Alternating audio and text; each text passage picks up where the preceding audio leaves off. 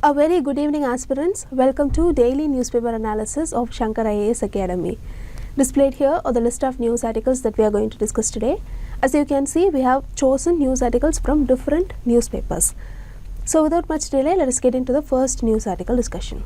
Look at this question. Two statements are given and you have to find which one of the following is correct in respect of the above statements. See, before that, why was this question asked? You know, this concept has been repeatedly in the news for various reasons. For example, look at this Indian Express article. It was the first time National Stock Exchange Indices had launched REITs and INVITs index in April 2023. Also, it was mentioned in the budget 2023 to 24 that all income distributed by INVITs, including interest income, dividend income and rental income, will be taxable in the hands of unit holders. So this is why UPSC has asked this particular question. Now let us see how to answer this particular question. See, the first statement says interest income from the deposits in Infrastructure Investment Trust, in short called as INVITs, distributed to their investors is exempted from tax, but the dividend is taxable. See, this statement is incorrect. As per the government's decision in the budget, all income are taxed, including interest and dividends. Now the second statement says INVITs are recognized as borrowers under the Securitization and Reconstruction of Financial Assets and Enforcement of Security Interest Act 2002. This statement is correct. They are recognized as borrowers under the SARFAESI Act of 2002. So here the correct answer for the question is option D. Now let us briefly learn about this concept from the exam perspective. So what is this Infrastructure Investment Trust, INVIT? See, INVITs are instruments that work like mutual funds. They are designed to pool small sums of money from a number of investors to invest in assets that give cash flow over a period of time. Part of this cash flow would be distributed as dividend back to investors. To put it simply, INVITs are like big bowls where money from a lot of people is pooled together. This money is then used to build roads and highways. Here you might have a doubt, why big bowls? See, building infrastructure like roads cost a lot of money and it's not something one person can easily afford. So by putting a little bit of money into the bowl, a lot of people can help build the road. Once the roads are built and start making money, like from tolls, the people who put money into the bowl get a share of this investment. So what is the purpose of this INVITs? As I said earlier, the government has big plans like Bharatmala Pariyojana to build a lot of roads but needs money to do it. By getting money from many people, they can build these roads without having to wait for enough tax money to come in. Now let us see how this INVIT actually works. See, as I said earlier, it works like a mutual fund. So the unit of INVITs are publicly listed in the stock exchanges through IPOs. The minimum investment amount in an INVIT initial public offering, that is IPO, is rupees 10 lakh. Therefore, INVITs are suitable for high net worth individuals, institutions and non-institutional investors. Note that INVIT are regulated by the Securities and Exchange Board of India (SEBI) Infrastructure Investment Trust Regulation 2014. And recently, the Insurance Regulatory and Development Authority of India, that is IRDAI, has allowed insurance companies to invest in debt securities issued by INVIT and Real Estate Investment Trust REITs. So these are all very relevant facts that you have to remember about INVITs. This question is a reflection of how the current events are asked in the UPSC prelims questions. That is why current affairs are very, very important. Take a look at this question. Here 3 statements are given and you have to find how many statements given here are all correct. See, this particular question is taken directly from the Lakshmikant Polity book. The first statement says, if the election of the President of India is declared void by the Supreme Court of India, all acts done by him or her in the performance of duties of his or her office of President before the date of decision become invalid. So this statement is incorrect because the acts done by the President remains valid in all cases even if his election is declared void by the Supreme Court. Now look at the second statement. statement. Second statement says, election for the post of the President of India can be postponed on the grounds that some legislative assembly have been dissolved and elections are yet to take place. See, the Supreme Court in 1974 held that the dissolution of state legislative assembly will not be a ground for preventing the holding of election on the expiry of the term of the president, nor can it be a ground to suggest that the election to office of the president could be held only after the election to the state is held, where the legislative assembly of a state is dissolved. So this statement is also incorrect. Look at this third statement. This statement says, when a bill is presented to the President of India, the Constitution prescribes time limits within which he or she has to declare his or her assent. See, the Constitution of India does not prescribe any time limit within which President has to take decision with respect to bill presented for his or her assent. So, the President of India can simply keep the bills pending for an indefinite period, and this statement is absolutely incorrect. So, the correct answer for this question is option D, none of the above. So, with these previous year question discussion, now let us move on to the newspaper analysis of the day. Look at this article. Kachativu Island has been in news for last few days since political parties are taking up this issue due to elections. So in this news article discussion, let us understand some of the points given in the article with the background of what is happening around Kachativu issue. So let's start with the background. See, Kachativu is a small uninhabited island located in the Palk Strait. It is uninhabited. See, there is no source of drinking water on the island, and the only structure on the island is Saint Anthony's Church. During an annual festival, Christian priests from both India and Sri Lanka conduct the service with devotees from both India and Sri Lanka making the pilgrimage. You can see the exact location of the island in the map displayed here. Over the years, the island's ownership shifted between various powers. In the early medieval period, it was under the control of Jaffna Kingdom of Sri Lanka. Later in the 17th century, the island came under the influence of the Ramnad Zamindari based in Ramanathapuram of India. During British colonial rule, it was part of the Madras Presidency. So to be very precise, the issue around the Kachativu started in 1929.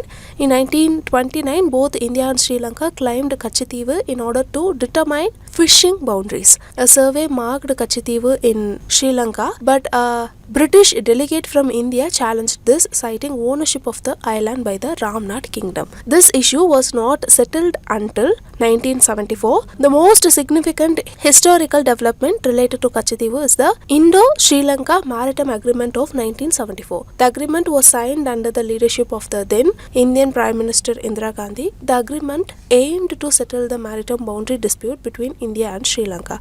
As part of the agreement, Kachativu was ceded to Sri Lanka. See, the rationale behind this move is that India believed that the island held little strategic value and giving up the island would strengthen ties with Sri Lanka. While Kachativu was handed over to Sri Lanka, Indian fishermen were granted continued access to the island. However, the exact terms and extent of fishing rights were not definitively resolved by the agreement. This led to later disputes between India and Sri Lanka regarding fishing activities in the vicinity of the island. So in essence, the agreement did not achieve its principal aim. Between 1983 and 2009, the Kachativu dispute took a backseat due to the Sri Lankan civil war. The Sri Lankan Navy was preoccupied with fighting the Liberation Tiger of Tamil Eelam, in short called as LTTE, in the Jaffna region. During this period, Indian fishermen frequently ventured into Sri Lankan waters. The big Indian fishing trawlers overfished in the region, causing loss to the Sri Lankan fishermen.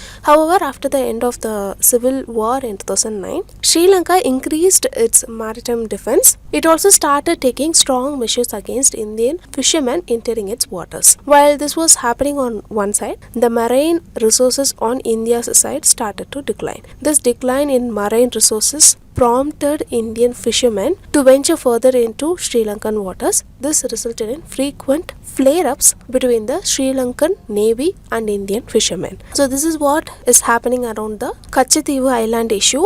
There are a lot of topics today covering this Kachativu Island issue. That's why we brushed up the timeline of it. So with these learned points, now let us move on to the next news article discussion.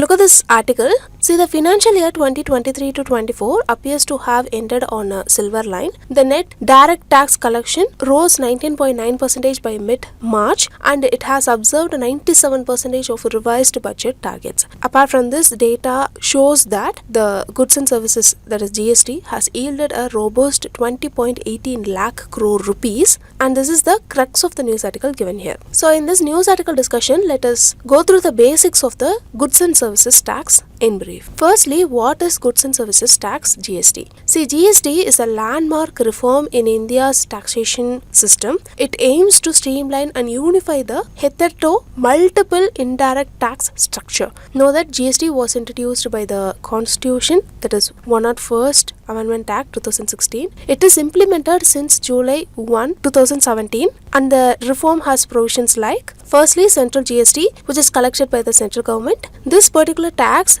replaces central excise duty, service tax, central sales tax, excise duty, additional excise duties, countervailing duty, in short called as CVD. Secondly, state GST, which is collected by the state government. This subsumed the following state taxes like luxury tax, state sales tax, entry tax, entertainment tax, and levies on lottery. Thirdly, integrated GST. It is charged when there is movement of goods from one state to another state. Here, the revenue will be collected by the central government. However, this will be shared between the union and the state in the manner prescribed by Parliament or GST Council. Now let us see the exemptions under GST. See, various products like petroleum and tobacco products, then excise duty on liquor, stamp duty and electricity taxes are exempted from GST. Now let us quickly go through the GST Council in brief. GST Council is a constitutional body in India responsible for making recommendations to the union and state government on various issues related to goods and services tax, GST. This GST Council was constituted under Article 279A of the Constitution of India. It is chaired by Union Finance Minister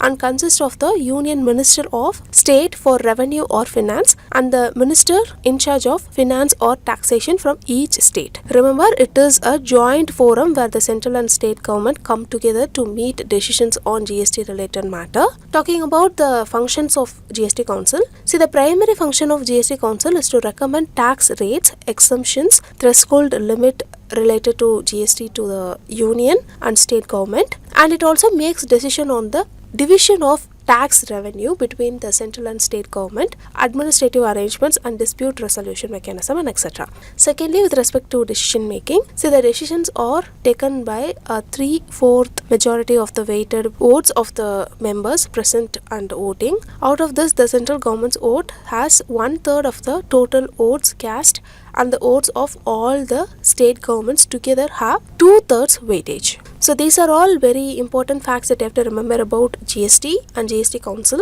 and its function. With these learned points, now let us move on to the next news article discussion. Look at this article. In Kadalur Lok Sabha constituency, there is a competition between three main parties, that is Congress, PMK and DMDK. A major concern for the people here is the plan by NLC India Limited to acquire land. The election battle is primarily focused on this issue among others. So in this context, let us understand about land reforms using our mains answer writing discussion. This question can be asked in GS paper 3 under the syllabus mentioned here. Now let me read out the question for you. How does land reforms in some part of the country help to improve the socio-economic conditions of marginal and small farmers? See, first read the question carefully and understand its requirements. Here the keywords are land reforms, socio-economic conditions and marginal and small farmers. So in the introduction, you can give certain facts about land reforms in India, and then you can discuss how land reforms help to improve the socio-economic condition of marginal and small farmers. Also, you can discuss the challenges in land reforms at the end. This is how we are going to approach this particular question. Now moving on to the introduction part. Here you can write that land reforms in various parts of India have played a pivotal role in uplifting the socio-economic condition of marginal and small farmers. Land reform is a form of agrarian reform involving the changes of laws, regulations or customs regarding land ownership. under the British Raj, the farmers did not have the ownership of the land they cultivated. In post-independence India, many initiatives were taken for bringing land reforms and improving the deplorable conditions of farmers. So you can write these points in the introduction part and move on to the main body of the answer. Here you have to list out the points to support the changes brought by land reforms. See, the first one is abolition of intermediaries. It included abolition of zamindari, rayatwari and mahalwari systems, checking the debt-trapped and disposition of land of small farmers. It further led to the emergence of the middle class of peasants with a strong political voice. Secondly, tenancy reform. It ensures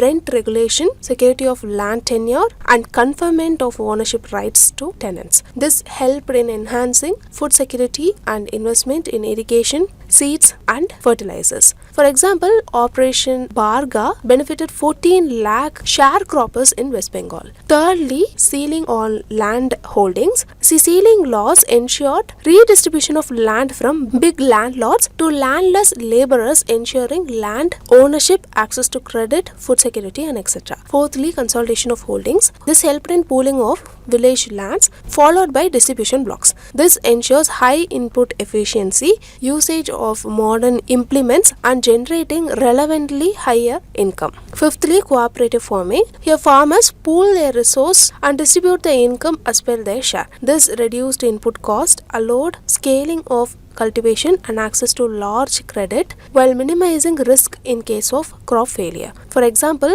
Kudumbashree model in Kerala. Sixthly, poverty elevation. By providing land to landless and marginal farmers, land reforms have contributed to poverty elevation in rural areas. Landowners has served as a means of livelihood security and it has reduced the dependency on wage labor and enhanced the socio-economic status of small farmers. Lastly, land records. See, the updation and now the digitalization of land records help in reducing litigation, security for landowners in case of opting for tenancy, better credit availability to small farmers and better policy making for agriculture. For example, Digital India Land Records Modernization Program, in short called as DILRMP. So you can write these points and move on to the challenges part with the land reforms. Here you can write that land reforms were a lengthy and cumbersome process. Under Land Ceiling Act, Binami transactions became a point of concern. Then the digitalization of land records with efficiency and correct information will take time. So you can write these points in the challenges with land reforms. Now moving on to the conclusion part, here you can write that land reforms in India have significantly improved the socio-economic condition of marginal and small farmers by redistributing land, granting ownership rights, increasing agricultural productivity, facilitating access to credit and institutional support, elevating poverty and empowering women. However, further efforts are needed to ensure the effective implementation of land reforms and address the remaining challenges faced by small farmers in the country. So you can write these points and conclude the answer for this particular question. So these learned points. Now let us move on to the next news article discussion. Look at this news article. As per IMD's forecast, India is expected to face more days of extreme heat this summer. This means temperatures will be higher than usual in many parts of the country, including the south, central, east and northwestern regions. So in this news article discussion, let us learn few facts from this news article discussion. Here you might have a doubt why such a phenomenon is happening. See, the main reason for the increased heat is due to something called El Nino. El Nino is a natural phenomenon that causes the surface water in the Pacific Ocean to get warmer. Since the Pacific Ocean is huge, this warming affects weather all over the world, including India, leading to less rain and more heat. Another reason is climate change, which is making heat waves, that is the periods of extremely high temperature, more common, longer and more intense. This is a problem not just in India but globally. So what is the actual definition of heat wave? See, a heat wave is when the temperature reaches much higher than what's normal for a place at that time of the year. In India, if it gets to 40 degrees Celsius or 104 degrees Fahrenheit or more in the plains, it is considered a heat wave.